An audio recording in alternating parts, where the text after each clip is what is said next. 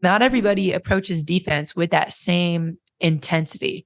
So how do you approach your matchups each game with that intensity? Like, I'm going to go out there and get some damn stops, like every possession. What is that like?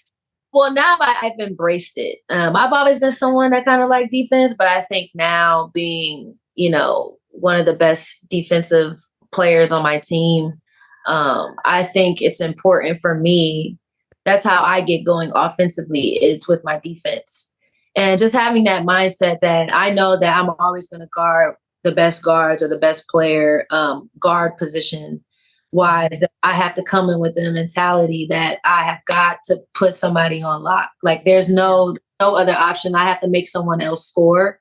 I am the defensive spark for my team, and I always have to bring it because everyone will follow suit if I do. But also knowing that in order for me to get going offensively, I gotta start on the defensive end.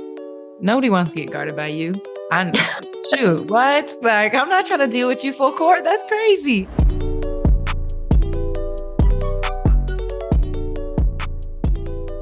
Presented by State Farm.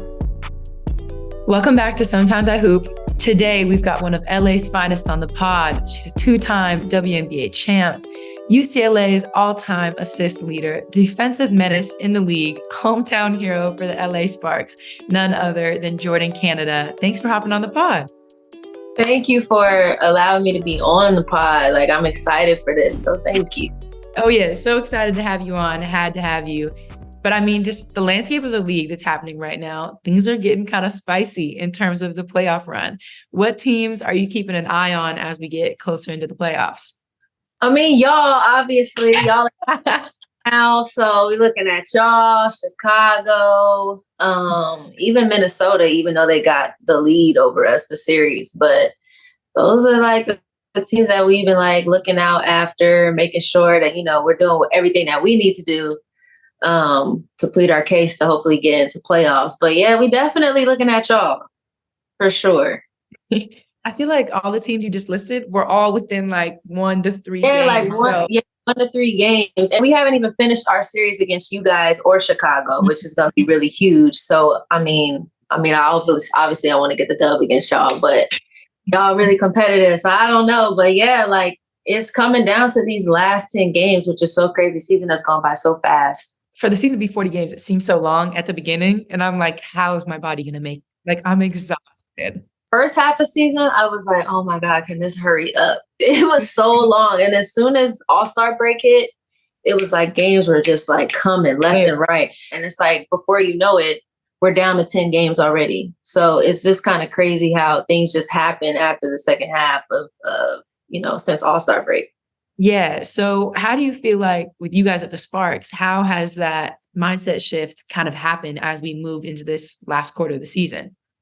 I think, honestly, we're starting to find our flow more than anything. I mean, everybody knows we've dealt with so much adversity the first half of the season with injuries, people being sick and in and out of the lineup. We couldn't really find our flow. And I think now we're starting to find that chemistry between each other. We're still learning each other, but we're pushing each other. We're competitive. We have that energy and that effort. And I think all that is starting to come together, which is why we're able to, get this 3-game winning streak that we have right now. And obviously understanding that, we're right there to make playoffs. So everybody's kind of like just shifted their mindset to lock in and focus, because we know every game at this point matters, and we're going to have to end the season with a lot of wins in order for us to get into that 8th spot or even higher. So I think all of that is just coming together. And, it's just been really exciting these last couple of games, just being able to just everybody be on the same page and, get some wins finally. What is kind of that locker room vibe been like, right? Like, you're kind of leading the way with Nneka, who's an amazing vet to have. And so I feel like this year you may have stepped into more so of a leadership role, someone who's a constant, stable person that you guys are going to rely on. So what has that been like this season, kind of changing that role of yours? It's been an amazing experience, honestly. And I credit my teammates and my coaches, because they really have given me the freedom and the confidence to be one of the leaders on this team.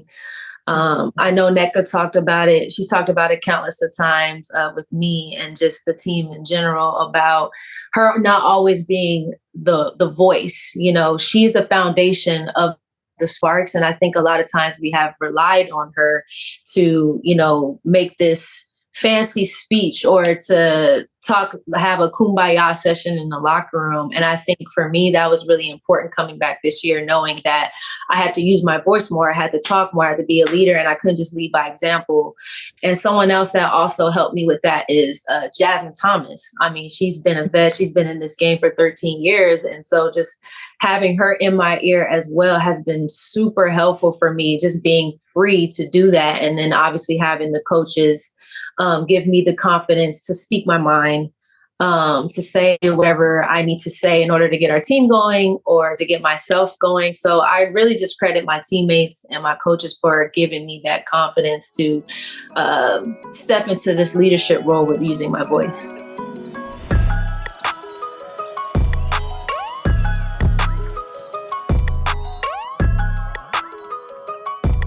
Okay, so we talked about the league a little bit and the landscape, but I want to take it back to your early hoops life. Who put the ball in your hands? Why did you choose basketball? Take me back to the start. So no one really put the ball in my hand. I kind of did it myself. I remember, I don't know how old I was. I think I was like maybe 5 years old. My grandmother used to have a hoop in her backyard, and my cousins, who were much older than me, they were maybe like in their teenage years. And I would watch them play basketball, and they would never let me play because I was so young, and they were boys too. So they didn't want me to get hurt. And obviously I was 5 years old, like play with a 5-year-old. Typical cousin behavior. Yeah, exactly. So one day I just went to my mom and I was like, I want to play basketball. And she was like, are you sure? Because at the time I was kind of debating if I wanted to run track or play basketball. And so which you would be a track star. So I tried running track in school, and that's just not for me. Okay. That's not for me. But at the time when I was younger, I was thinking about running track. And so I told my mom, I was like, hey, I want to play basketball.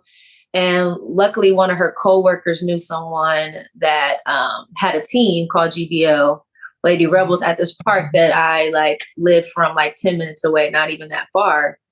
And I went, and I was terrible. I was so bad. I couldn't dribble. I couldn't shoot. It was really bad. But I know for some reason I enjoyed the game. And from there, I kind of just took off. I was practicing nonstop. My dad used to take me to the park almost every weekend, and he would help me with my layups and my ball handling. And then I kind of just fell in love from there and just took off. So you're from LA. Did you grow up going to Sparks games at all, or, going to UCLA games? We ended up going in the end. Was there any type of dream to, create the pipeline that you ended up taking? So I did go to Sparks games. When I joined the team, we used to go and watch a couple of games throughout the summer every year. And I loved it. I was watching Lisa Leslie, and I just loved her game. I didn't really think about, players at the time because I'm 5, 6, 7 years old. So I'm not really thinking about, but I know Lisa Leslie, she's the heart of the Sparks and at the time. And I just enjoyed watching her play. And I told myself, I was like, I want to play on Staples Center court. This is at the time with Staples Center. I want to play on Staples Center court. I want to play for the Sparks. And, 20 some years later, here I am playing for LA. So that's been Here we are. But I was never a UCLA fan. I was always a SC fan. I grew up a SC fan. I wanted to go to USC, and obviously all that changed once I started getting recruited. But I was a Trojan at heart when I was growing up. Wow. Yeah. You grew up USC, Trojan at heart, and you ended up choosing UCLA. So how did it come down to those two schools, or kind of how did you wean down from the large pool that was recruiting you into your official visit time? So when I first started getting recruited, I was like, I want to go to USC because at the time, Michael Cooper was the head coach, and I really liked Michael Cooper.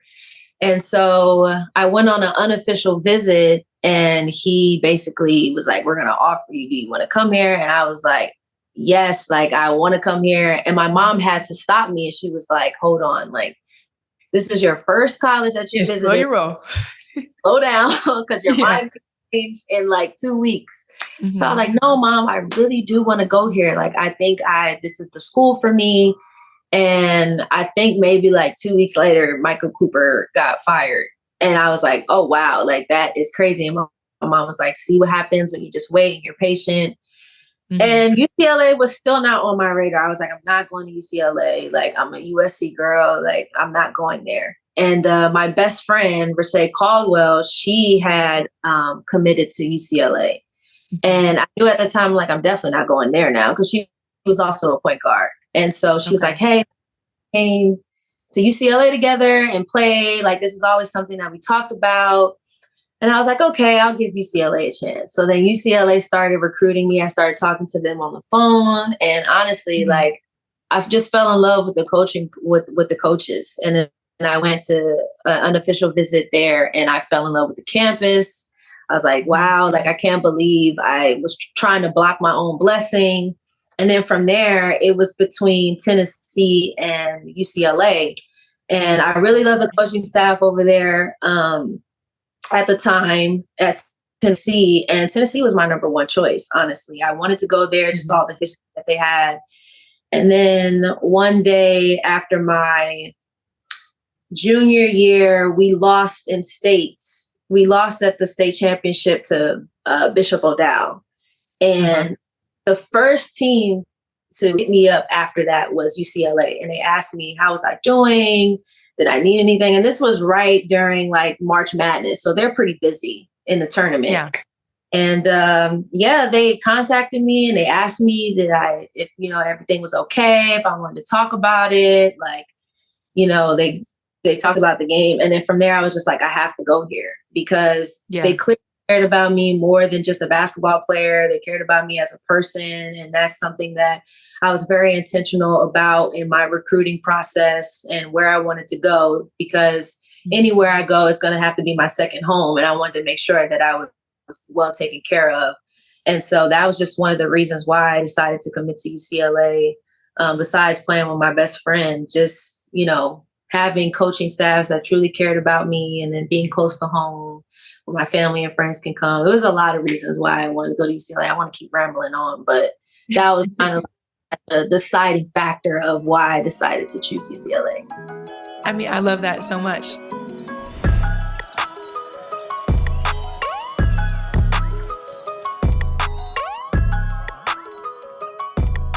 So diving into your freshman year a little bit, you get to UCLA, your first game, you had a double-double, which is kind of unheard of, honestly, for a freshman in the pack, which is so tough. But, there's definitely growing pains. We talked about the middle school to high school jump, but high school to college is even more. You get there, everybody's like McDonald's All-Americans, players of the year, this, that, and the third. And so what was that adjustment period like for you going from senior in high school to a freshman in college? And I believe you guys had the top recruiting class at that time with you, Mo, Rasay, Kelly, all those different amazing players. It was a mess, Haley. Honestly, mess. We had the number one schedule in the country. Yeah. I'm talking, we played UConn, North Carolina, Nebraska at the time. They were good. Who played? We played Texas. We were playing, I don't know if we played Tennessee. I'm not sure. But we had the number one. Y'all were playing cream of the crop. We were playing the cream of the crop. And when I tell you, we had lost like so many games. Even in like the preseason, I think we only won maybe like 2 games in preseason. And then when we got to the Pac-12 season, it was even worse. I was like, yo, this is not what I expected college to be. This is not what I had in mind. Yeah. And it was also hard just because I came in and became the starting point guard. And I'm trying to balance learning a new system, learning the flow and the pace of the game, learning my teammates, trying to adjust to college life. It was the worst. I was like so close to like to transferring. Honestly, like me, Coach Corey will even tell you if you ever speak on this, but me and her, like, we didn't get along. I wouldn't say we didn't get along, but we quite didn't see like eye to eye. We kind of like butted heads a lot. And I was just not having a great experience. And like I said, we were losing. We didn't even get to the tournament. Yeah. We wound up going to the WNIT. But yeah, I did not like it. I was like so close to transferring. It was just too hard for me at first. And then my mom talked me into staying, and it winded up being one of the best experiences that I've had. But yeah, freshman year was not the greatest. I did not enjoy it at all. Nah, I feel you. Freshman year is so hard. And especially like when you come into a role where you're starting from the jump, learning that new system is so insane. I know when I pulled up to Stanford my freshman summer, Tara's like, okay, Haley, by next week, you need to know 1 through 4. Woman, what? Exactly. Like, be so for real right now. Not on campus. I think it's a lot to take in. And I mean, you guys didn't make the tournament, but you won the NIT, which is still big, and you're Pac-12 freshman of the year. And so I feel like, your mom said stay. Moms are right all the time, which is so annoying. I'm like, okay, whatever. We get it. Yeah. And so you come back your sophomore year. You guys make it to the Sweet 16, sophomore and junior year. So what things kind of changed for you after the freshman year, which didn't go so hot? What changed for you heading into those next 2 seasons? I think the summer workouts, honestly, that was probably the first summer. Freshman year was I don't want to say it was easy, but I don't think the coaches really pushed us as much as they did the next 2 years that we had. And I think that was just because pretty much everyone was coming back except for maybe like 1 or 2 players. And so we were trying to build our chemistry. And I think that's why, honestly, I'm just going to tell you, we didn't even want to go to the WNIT. Like one side we lost in Pac-12 to you guys, actually, to Stanford, we were like, we're not going to the WNIT. Like, it's done. Yeah, but we winded up going and winning. And I think being in that tournament, we kind of saw like the potential of our team. And I think going into that summer, we just really was like working day in and day out off the court. Not off the court, but like if there was workouts that we had to do, we would always do extra. Yeah. Like we knew just the potential that we had, that we were going to be really good. And then that kind of like shifted over into season. And even though we got to Sweet 16 and lost, like we were just really proud of ourselves for making that huge jump from not even being into the tournament to going into the Sweet 16, which was something that hadn't been done in a minute at UCLA. So it was kind of just the summer workouts that kind of really pushed us. And we all understood the potential that we had to be a great team. And then your senior year, you guys end up going to the Elite Eight. And I know before I committed to Stanford, I went to the game when you guys played at Stanford. And y'all clapped them by like 30. And I was sitting in the stands. At UCLA or at Stanford? At Stanford. Y'all, I don't know if it was your junior or senior year. It was my junior year, because that was the only time we beat Stanford at Stanford was my junior year. When I tell you, I was sitting in the stands like, oh my God. I was like, I think at that point in time, I had just like cut UCLA out. And I'm sitting there and I'm like, I know Corey's looking at me up in these stands. Oh. I was like, uh-oh, what have I done? I was about to text Corey and be like, so, let's talk things through again. But I mean, you guys, you really put UCLA back on the map, right? Going from NIT to Sweet 16 to Elite Eight runs, this and third. You ended up being second in scoring, first in assists. You improved your 3-point shot from 13% to 40%, which is insane. So, how did all of that prepare you moving into your WNBA career? Just the work ethic that I had in those 3 years from after my freshman year, just understanding there was a potential. Like, obviously we talked about getting to the pros and what it would look like to get there and the steps that I needed to take. And honestly, it was just my work ethic, always wanting to do more than everyone else. I mean, I even remember sometimes when we would have practices or even summer workouts, like I always had to run further. Like if we had to run a suicide or a double down and back, I always had to run further than everyone else. And that was something that Coach Corey instilled in me, is that I always had to do more. I always had to show show more, because obviously it starts with me. And if I can't push myself to be the best that I can, then no one else is going to do that. And so she just kind of like really instilled like my work ethic. And also Jenny Huth, who's now at Kentucky, she was my assistant coach at UCLA. And she was another key piece to helping me develop my game, and constantly being in the gym with her and watching film and looking at synergy clips. Those two were like always on me about wanting to do more. And if I wanted to get to the next level, that this was what it would take.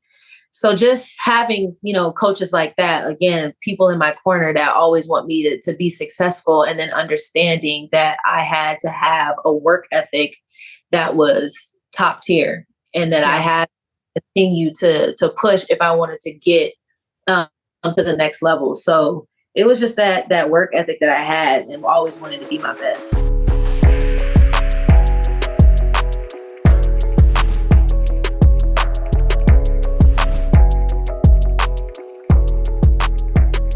Your 5th overall pick to Seattle. You get to play with people like Sue, Jewel, Brianna, the list goes on. So how was that training camp? And, how we're having those vets, helping you through that? Because those are kind of iconic people in our game right now.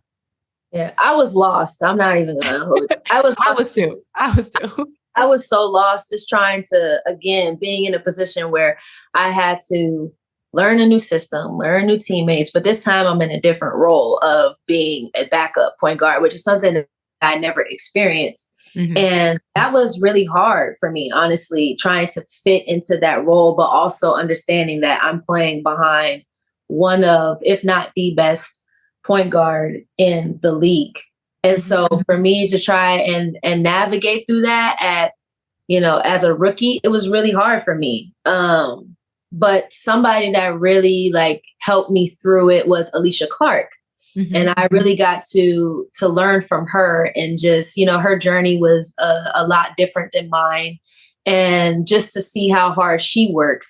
And she was always on me about stuff, about staying extra, doing more, and being even in the game, locking in on schemes. Cause there's so many different schemes with the game. You're not like in college, you're guarding everybody the same. But when you get in the league, there's one player you might be guarding different. There's another player that you might be guarding different.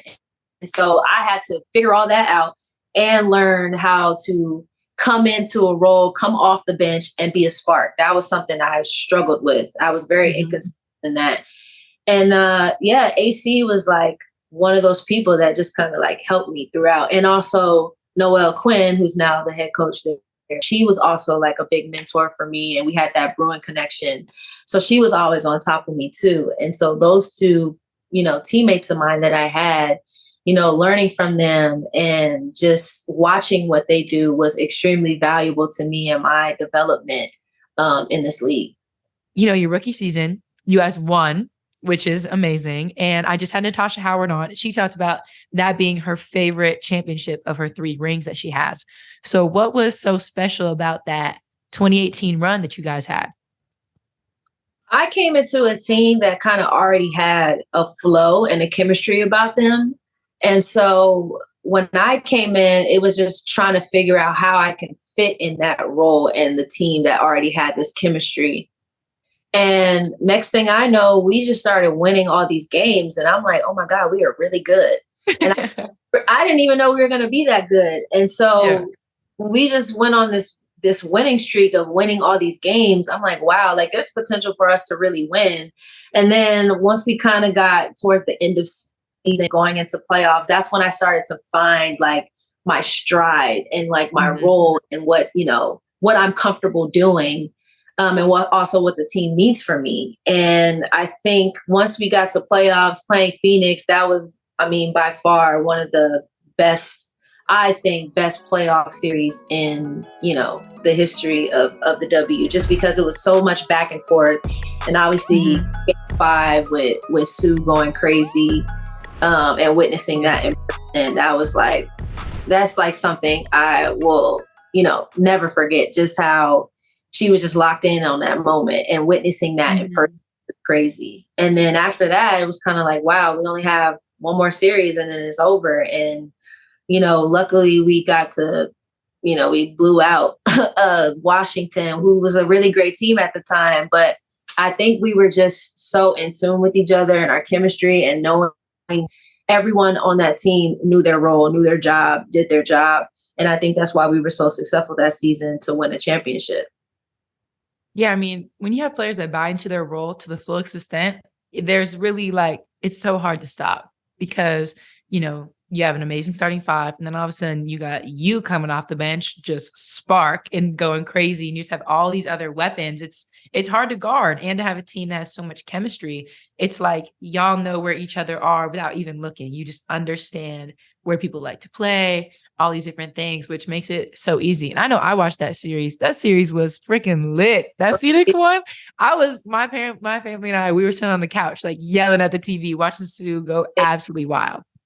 Yeah, seeing it in person was you just couldn't believe it. Watching like that in person and just getting the chills. I remember just sitting on the bench wow, this woman is insane. Especially coming from breaking her nose the previous game and then coming in and just totally dominating. And it was amazing to watch. And even just watching DT too, and her having a great night too, and sending it to overtime. It was just so much that was going through my mind sitting on the bench and watching the game. But overall, it was an amazing, it was an amazing atmosphere and environment to be in. So I was happy that we won that game. Yeah, I mean, it ended up in a ring. So that's amazing.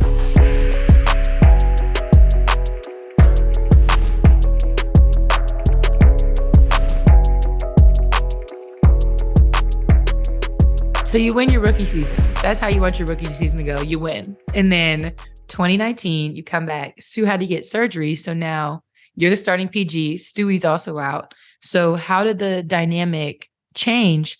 I mean, for yourself personally, going from backup and then back into a starting role, but just as a team, losing Stewie and Sue, cornerstones of Seattle at that time, how did that, training camp kind of come together for you guys to create the chemistry that you needed moving into that season?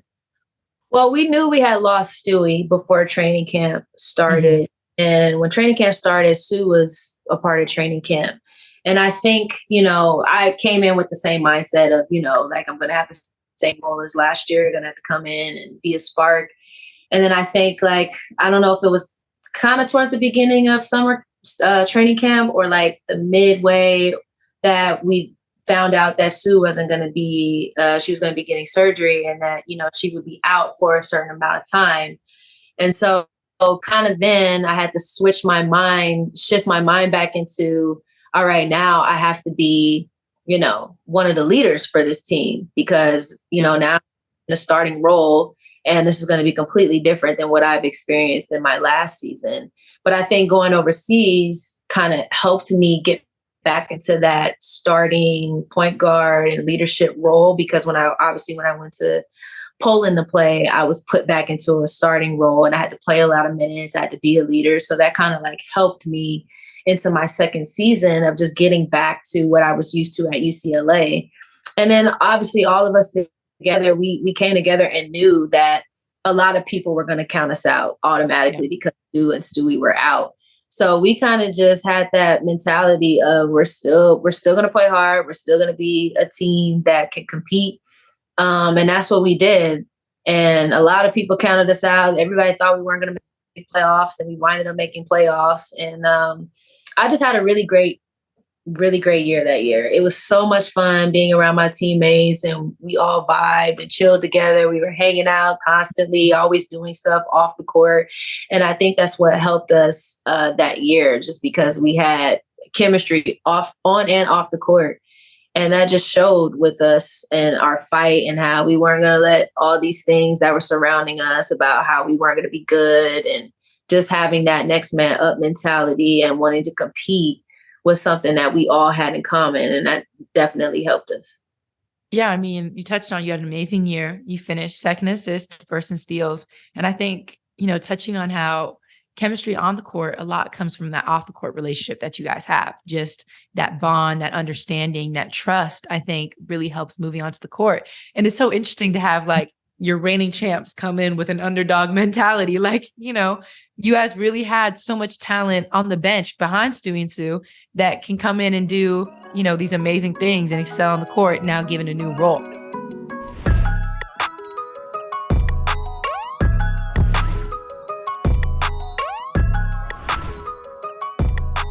You signed with the Sparks in 2022, so homecoming, which is exciting. And now in this season, we talked about you guys knocking on the door of the playoffs. But I think one thing that's really special about the Sparks, we mentioned her earlier, is Nneka. And she's been a staple in the league for so long now, but she's been with the Sparks her entire career. And so just talk about a little bit what it's like having a person like her. She's the president of the union. She's an amazing individual, just so intelligent. What is it like getting to have a vet like her? Well, I guess you're a vet now, but like, what is it like?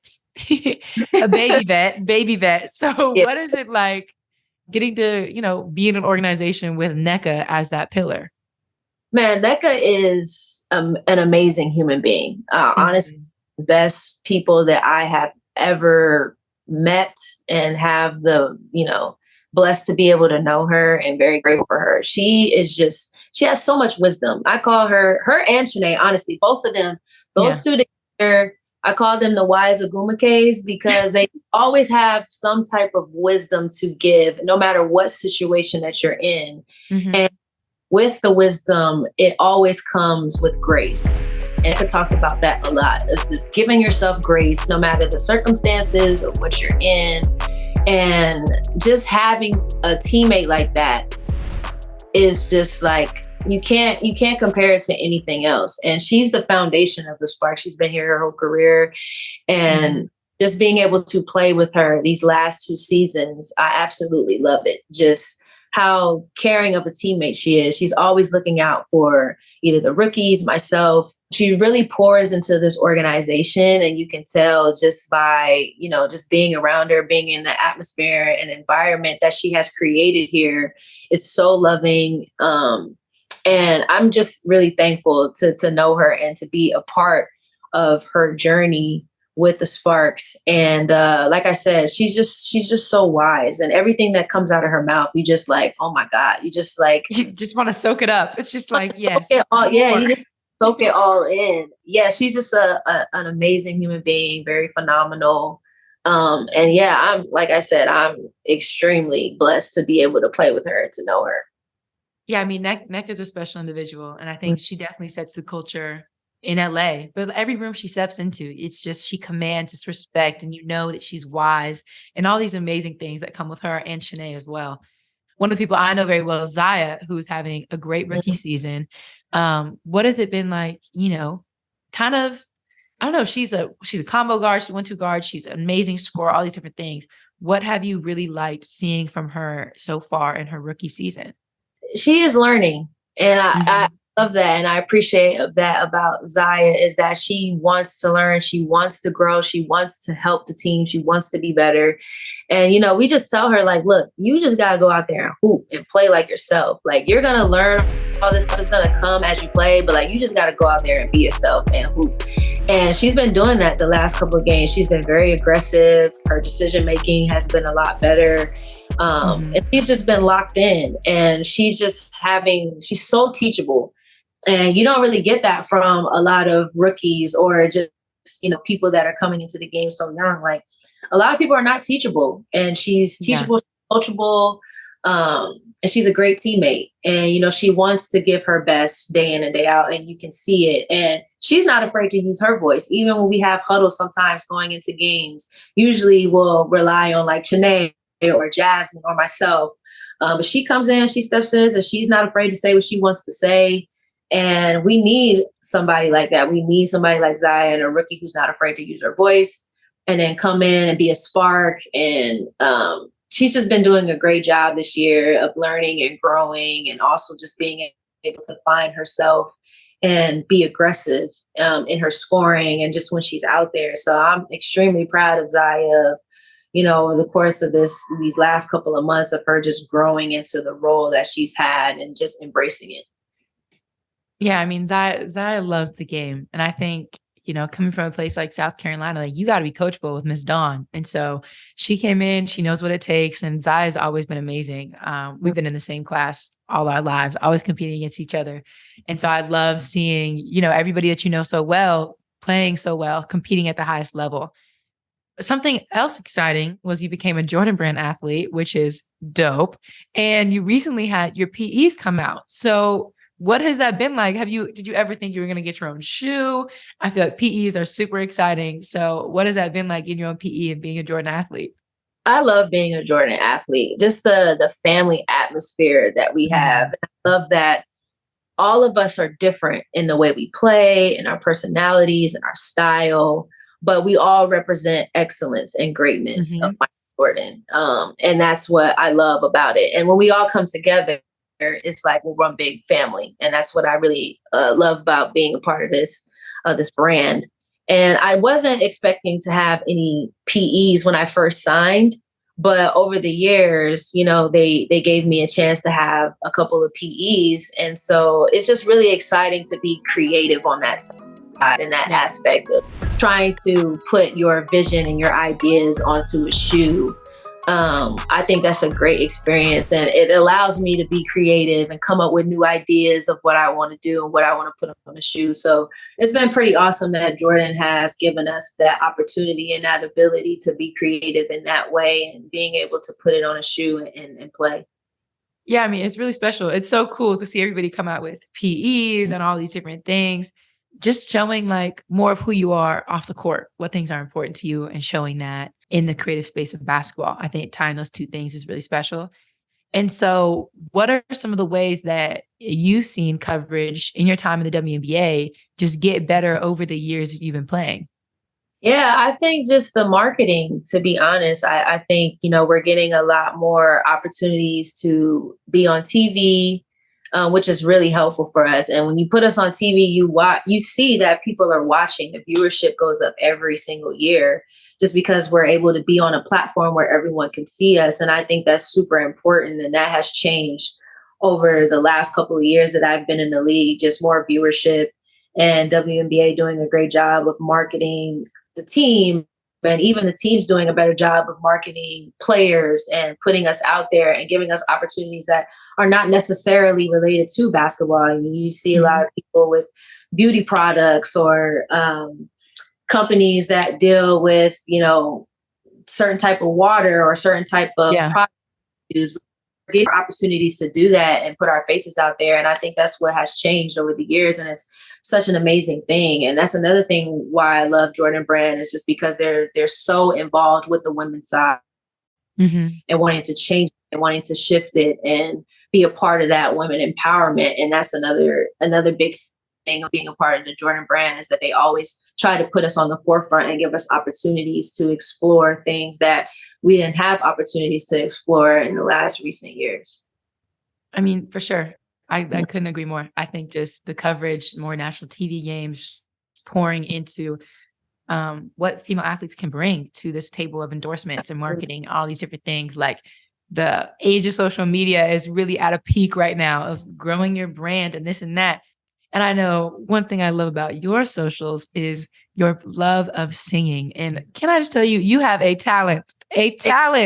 Did I stalk your videos? Maybe, maybe not, but you are amazing. And so when did singing really become a passion for you? And I know I have other friends who sing and do this and that, but it takes such courage to like post it on the internet. And so what finally got you to start posting and sharing this passion that you have? I think once I got into the league, I was like, you know what, I got to start figuring out like, what can I do that's not basketball related that I could show to people? Because a lot of times people are like, well, we don't really know you. What do you like to do outside of basketball? And I'm like, singing, but I'm like so shy. Like if you told me to sing right now, I would not do it. Like people ask me all the time. I won't put you on the spot. People ask me all the time, can you sing for us? And I'm like super shy about it. I didn't really get into music really I guess it's still kind of young. Middle school, that's when I joined my middle school choir in seventh grade. And that's when I kind of got really into music. My dad actually used to be a part of a music group back in his heydays, like a while ago. He had a music group and he traveled all over the country and the world touring. And so I kind of get my skills, my singing skills from him. I'm still trying to figure that out and navigate because it's so much work. I went to a studio one time last year. I did a thing with Players Tribune with State Farm, and I got to go into the studio and learn how to make a song. And that took so much time. It took 5 hours, and I love the process, but this is a little bit too long to make one song. And obviously I'm not a professional in that area, but it was kind of fun just to see, the ins and outs and behind the scenes of what it takes to make a song. So I'm still trying to navigate that. If I want to get into music for real, I know I do. I'm just trying to figure out, like, at what point do I really want to start taking it seriously and be like, okay, let's get into a studio. Yeah. And I mean, you have all the talent in the world to do so. And I feel like that's so important. Like, once you get to the league, it's completely different where now you have all this free time that's not up with school and homework and all this stuff. And so it's like figuring out who you're going to be outside of basketball nowadays.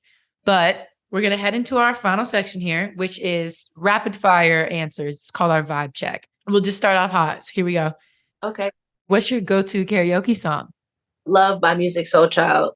Oh my God. I have such an appreciation for him. And I feel like so many people don't. And he's amazing. One of my favorite. Yeah, he's one of my favorite artists. I listen to him all the time. And my friends, because whenever someone asks me to sing, that's always the song I sing. And they're like, that's good. Switch it up. Can you find another song? I'm like, no, that's a great song. So that's always my go-to. Wow. I knew this. I knew we were going to click. This is perfect. Okay. Artist you'd want to collab with. Is it Music Soul Child or is it someone else? It's actually her. She's my favorite, like, female artist. I love her. And so I listen to her music all the time too. I just love her melody. I love her vibe. And I feel like if I ever went into music, I think that would kind of be along the lines of how I would want my music to go, is like her. Right. Your taste is immaculate. Okay. What's the drill you never want to see on the practice plan? I personally don't like cutthroat. Ooh, it's stressful. Yeah. It's just too much. I don't like it. I'm with you. Okay. Game-winning shot or game-winning block? Game-winning shot for sure. Okay. And one or three-pointer? I like an and one. I'm definitely and one person too. It just gets you so hyped. So hyped. I get more and ones than I hit threes. So I'm going to say and ones. Hey, twins. Toughest place to play in the W? I think personally, Connecticut is really tough to play. It's loud up in there. It's loud, and they got some true fans up in there, and it's just always hard there. Yeah, I'm with you. Okay, who's the biggest trash talker in the league? Because I know we got some trash talkers. Well, I mean, I don't think anybody really beats DT, but someone besides DT, I would give it to Courtney Williams. Okay, yeah, she be talking. Her and Marina both on that team. Yeah, Marina too, but I would give it to Court because I've seen Court like talk her stuff. So yeah, I would her, yeah. Okay, hardest player to guard. Oh man, Arike. I mean, I know she's not in the league right now, but Skylar Diggins was hard for me to guard, and I would give it to those two. Okay. Who's got the best handles? Kelsey Mitchell too. Kelsey Mitchell was hard to guard. Ooh, she's like never. She's always moving. Yeah, she's always moving. She's like an Energizer bunny. She's just like always, and she has that like bounce and hop to her. So like you never know when you can stop for a break because she's just always moving. So I would have to give it to Kelsey Mitchell too. What is your biggest basketball ick? This is not really game related, but I don't like it when people leave the court on a missed shot. Ooh, I feel like that's just bad vibe. That's bad energy. And I don't like that. It's just bad juju. Like if you're missing your outside shot, go take a damn layup and then run off the court. It's fine. Exactly. I'm completely with you. Okay. Who's your GOAT? My GOAT for men is between Michael Jordan or Kobe. Okay. And my woman GOAT, that is tough. Mm-hmm. I'm going to have to say Cheryl Swoops. Okay. A good pick. Pick. Okay. Then our last rapid fire is, what's your best impersonation of Coach Miller? Because I know he's a character. He's a clapper. He loves to clap all the time. Like, even when we're on the bus, like, we'll get off the bus and he'll be like, let's go, guys. And we'll just sit here and clap. Like, sir, off the bus? When we're on the bus getting off, he will clap. He'll be like, let's go. And just clap, clap, clap, clap, clap. When we're stretching, he likes to clap. Like, he's just a clapping guy. Clapper. He claps. Wow. Hard. Yeah. Well, we love the energy. Yeah. I can't do it now, but he loves to stomp. He's a stomper. Like, you've seen him. I've seen the stomps. He stomps, and it's like so funny because it's like, why are you stomping? Like, I don't understand, but I can't do it right now because then you won't see me in the camera. But he loves to stomp. He loves to clap. Yeah, that's Kurt. Well, that was amazing. I love the energy that he gives. But Jordin, this has been amazing. I've appreciated you so much for being on. Thank you so much for having me. This was great. And good luck the rest of the way in the season. Hopefully, we can. I hope we both make playoffs. Yeah, we both gonna be up in there. I hope we both make playoffs. We both gonna be up in there. But thank you for being on. Thank you everyone for listening. We will be back next week with another episode of Sometimes I Hoop.